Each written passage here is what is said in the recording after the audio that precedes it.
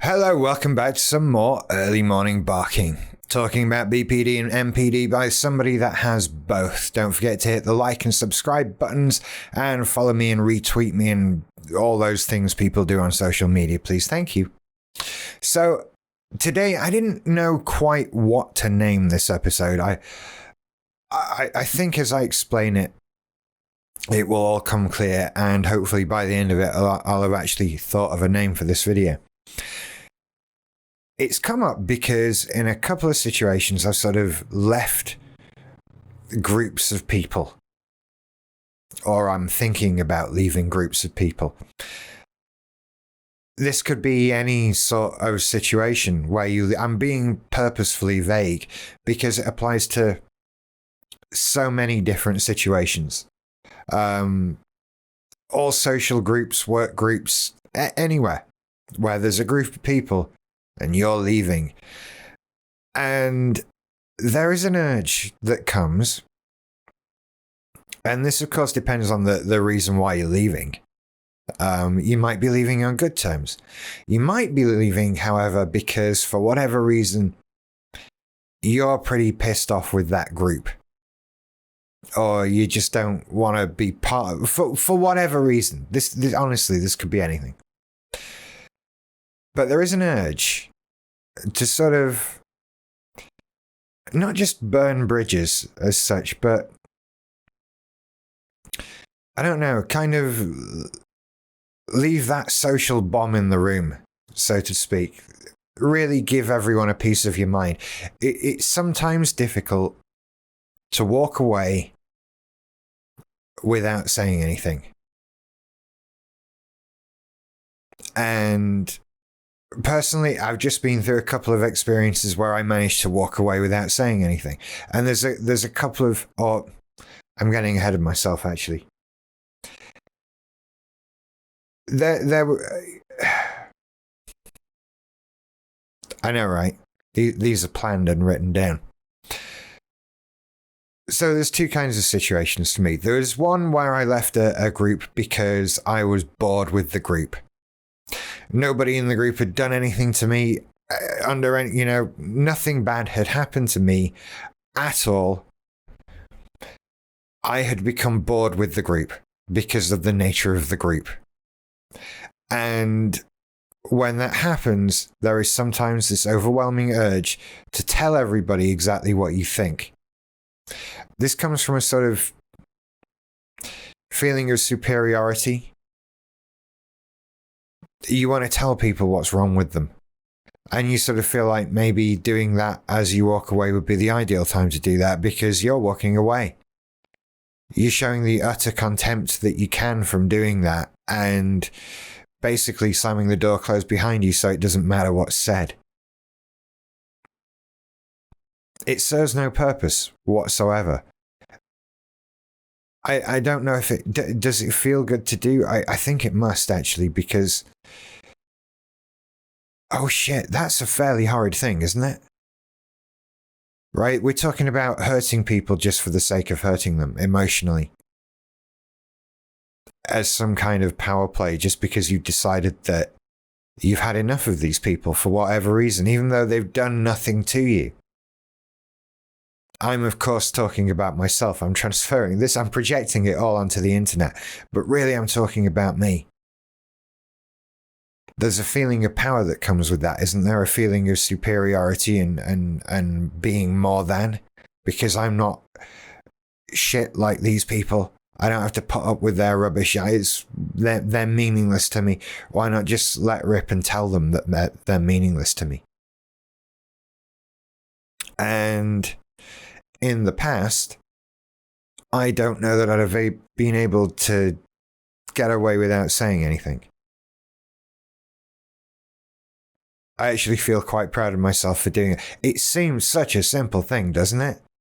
But that's the problem with personality disorders. You're trying to make the seemingly simple stuff is not always all that simple. That's kind of the point. If it was easy, I'd be normal, wouldn't I?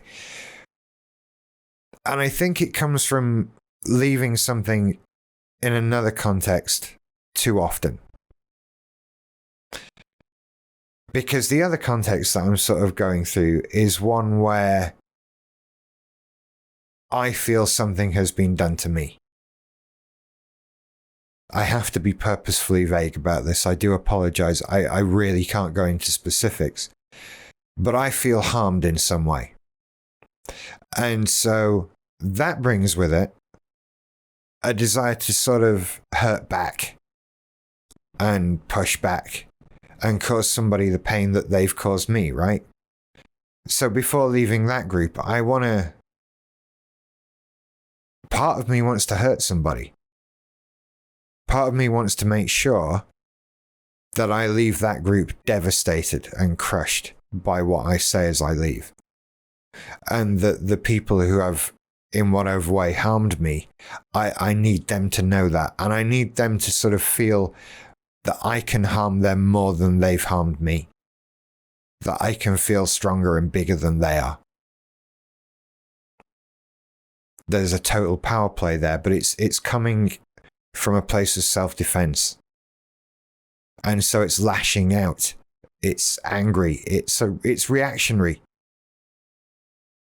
It's that I want to hurt. I've been hurt. I'm going to hurt back. Maybe that will make it stop. Now, you might think, well, that's one thing, right? You've been hurt. You're hurting back. It's understandable, at least. It might not be the right course of action, but it's understandable. But I'm talking about it happening a lot in a pattern, not through this particular group, but throughout groups throughout my life. And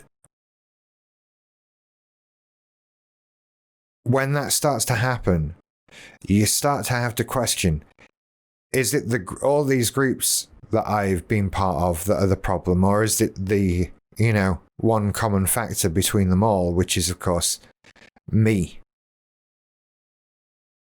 You see, because what constitutes harm, what I class as being harmed in some way, might vary. I might be more severe or less severe depending on the day, because this is a BPD thing, right? Maybe I'm just really, really sensitive to something. Maybe I'm overreacting and oversensitive to something.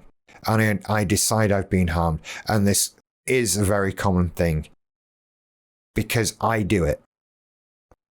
And so now I've managed to get myself into a habit of wanting to just burn everything down when I leave, because that feels like the right thing to do, because I usually feel like I've been harmed in some way, even when I haven't.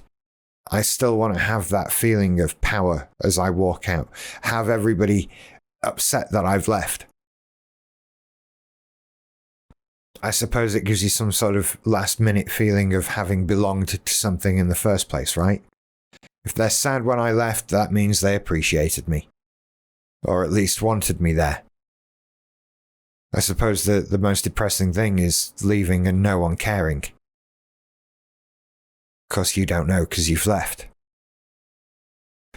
So what is this about? Is it just burning bridges? It seems like more than that. It seems like upsetting people and projecting on people just to feel power and feel perhaps less harmed, a bit less frustrated. Doesn't quite seem fair, to be honest, does it? Doesn't quite seem like the right thing to do. I'm being facetious. Of course, it's not the right thing to do. And it makes life even more sort of closed in because you have burned all these bridges, right? Maybe it would be nice to be part of groups of people and have friends and socialize in various ways. Maybe it would be nice to be able to take a break from things and go back to them later if you haven't burned all the bridges there and destroyed every relationship you could have had. The temptation is strong, but you just have to not do it. I suppose if you're thinking of doing it, the quicker you can leave something and walk away, the better to do it then, eh? Like, leave the Discord server already. You don't need to tell them why you're leaving. It doesn't matter. There are other servers if you really want to do that. You don't have to upset people. You don't have to quit your job in glorious fashion, throwing shit around and screaming and making sure you tell everybody how they've driven you mad every day for the last 10 years or whatever. You can just leave. It doesn't matter. And you can feel better about it and stronger for it because you've not done the bad thing that you didn't want to do just to feel good about yourself. You get to feel good about that then. So it's not all downhill. Right then. I hope that's okay. You take care. I'll see you later. Bye.